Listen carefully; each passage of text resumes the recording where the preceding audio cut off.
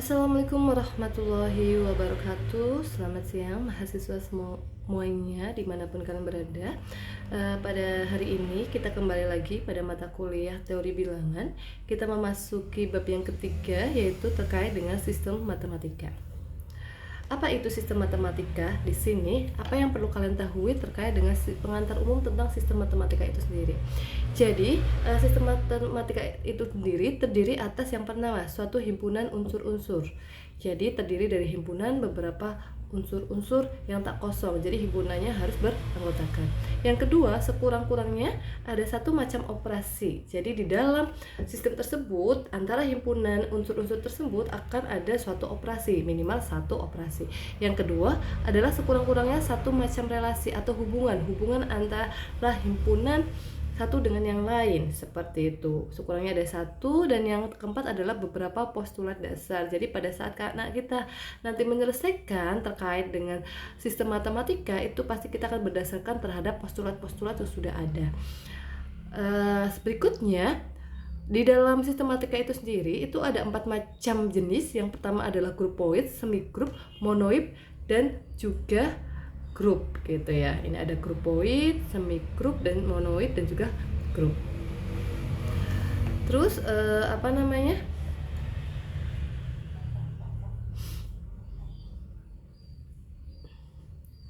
setelah itu kita akan membahas terkait dengan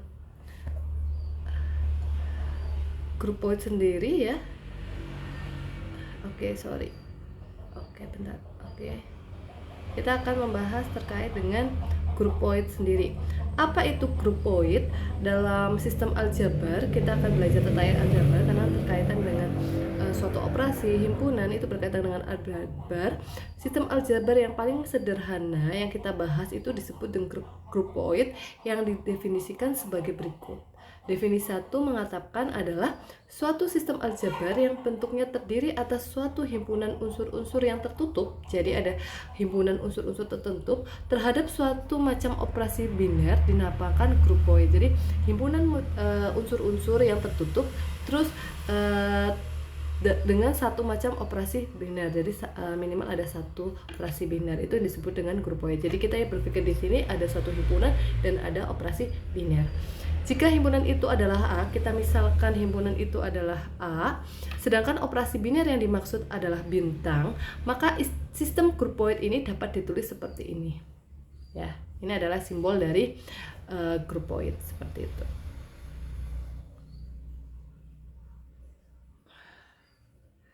Terus selanjutnya, contoh 1, kita mempunyai suatu himpunan.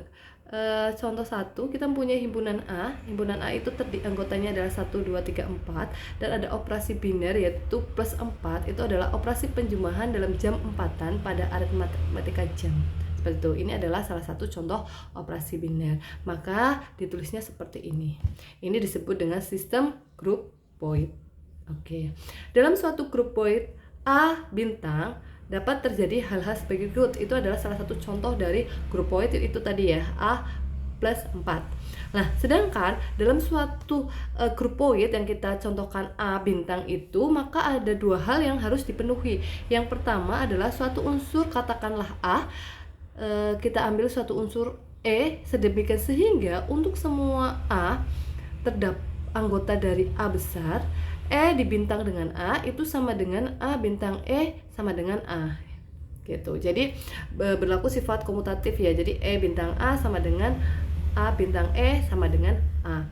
Dari sini kita sudah mengenal bahwa E itu adalah disebut sebagai unsur kesatuan dari grupoid tersebut, karena suatu unsur dibintangkan dengan E tersebut akan menghasilkan unsur tersebut, seperti itu.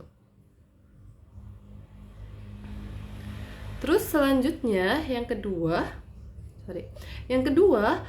jika terpenuhi sifat A bintang B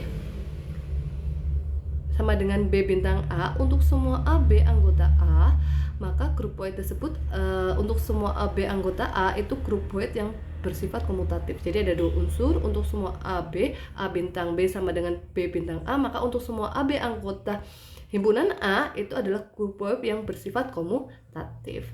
Maka dari 2 sifat tersebut kita akan mencontohkan bahwa Mana nih?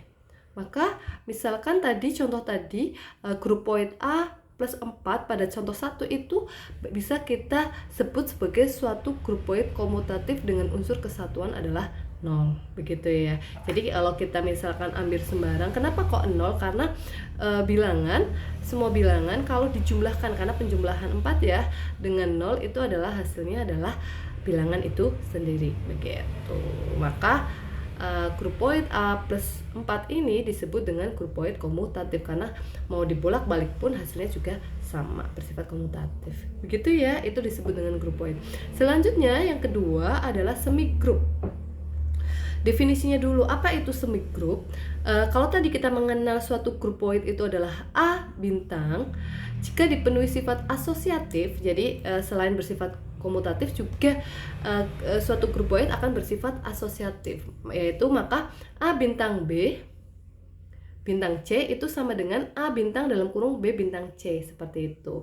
Maka untuk semua ABC anggota dari A, maka A bintang dinamakan semigrup. Maka suatu himpunan unsur dengan satu operasi biner kalau memenuhi dua sifat tadi, yaitu ada unsur satuan bersifat komutatif disebut dengan grupoid, terus dari grupoid ini sudah memenuhi itu, terus ditambah lagi sifat satu yaitu sifat asosiatif, maka itu disebut dengan semigrup, seperti itu. Contohnya, karena penjumlahan dalam bilangan asli bersifat asosiatif, maka grup N bintang suatu semigrup N adalah himpunan bilangan asli, gitu.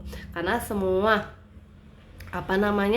operasi penjumlahan dari bilangan asli kan pasti bersifat asosiatif ya, sesuai dengan sifat-sifat bilangan real kemarin, gitu. Ini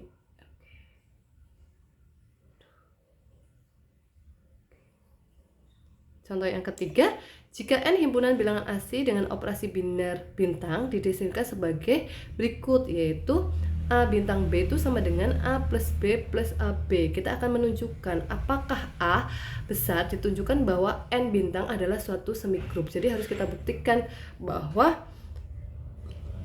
N bintang tersebut itu berlaku sifat asosiatif. Makanya di sini kita menggunakan ruas kiri A bintang B dalam kurung bintang C, terus kita jabarkan A bintang B kan sama aja A plus B plus AB bintang C, terus dari ini kita jabarkan lagi menjadi A plus B plus AB plus C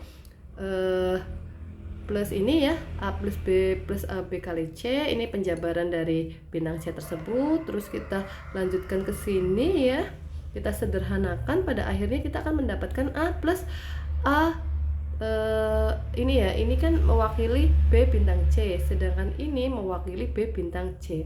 Maka dari itu ini A plus A B bintang C plus B bintang C itu kan sama aja dengan A bintang B bintang C kalau kita kembalikan ke definisi awal A bintang B atau B bintang C. Maka terbukti bahwa dalam kurung A bintang B bintang C itu sama dengan A bintang B bintang C, karena setelah kita sederhanakan kita menemukan bentuk operasi biner bintang tersebut, dimana B plus C ini ya, hingga diperoleh seperti ini dari ini ke sini, begitu. Sampai sini ada pertanyaan?